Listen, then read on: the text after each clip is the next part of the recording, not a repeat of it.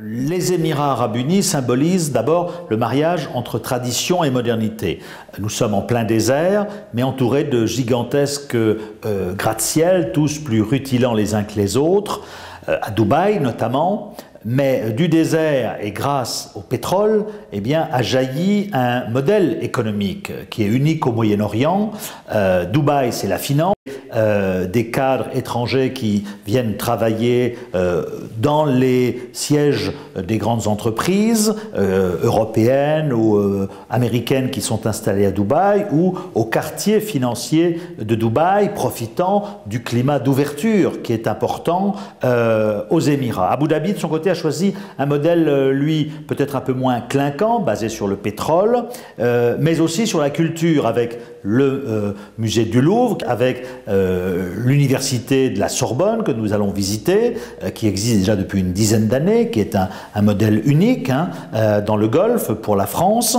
Les Émirats, Paris, sur le tourisme, il y a juste en face d'Abu Dhabi l'île de Saadiyat, l'île du bonheur en français, que nous visiterons, qui est à 500 mètres de la ville d'Abu Dhabi, qui se veut une immense plateforme, je dirais à la fois culturelle et touristique. Il y a des marinas, un terrain de golf, il y a de gigantesques, de très beaux hôtels, mais il y a aussi également des musées. Bref, les Émirats, l'impression qui domine, c'est que, si vous voulez, on a l'impression que le ciel est la seule limite aux Émirats.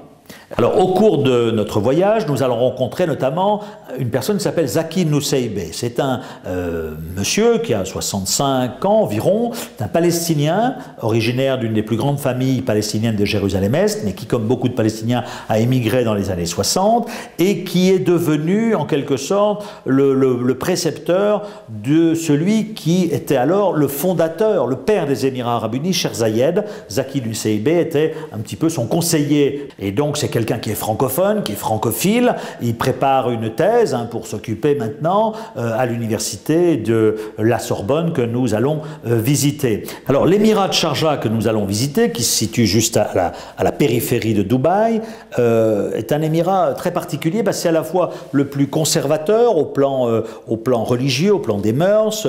Les habitants de Sharjah sont donc attachés aux traditions, y compris vestimentaires. Mais c'est un émirat qui a à sa tête Sultan Al-Qassimi, donc l'émir, qui est un érudit, qui a un doctorat d'une université britannique, qui écrit des livres, qui est féru d'histoire. C'est quelqu'un qui est extrêmement érudit et qui a été aussi à l'origine de l'université, la Sharjah American University, que j'avais moi visité il y a quelques années, et qui est donc un lieu où il y a un certain nombre d'étudiants qui viennent étudier. Et donc c'est vraiment Sharjah, c'est vraiment cet émirat petit, donc un peu conservateur, mais avec un émir très éclairé dans la personne de Cheikh Sultan Al-Qassimi. Nous assisterons au concert de Renaud Capuçon et David Frey au Abu Dhabi Theatre.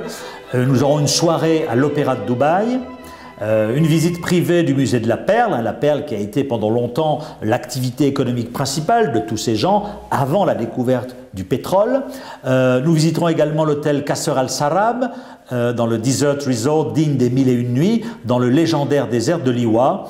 Et puis enfin, mais j'allais dire, ça c'est la cerise sur le gâteau, c'est le séjour à Ziguibé, qui est vraiment l'enclave omanaise dans l'émirat de Fougera, en face le détroit d'Ormuz, dans un lieu qui est absolument magique. Et là, vous vous retrouvez sur une petite crique avec une eau turquoise, dans un resort absolument magnifique avec des loggias, etc.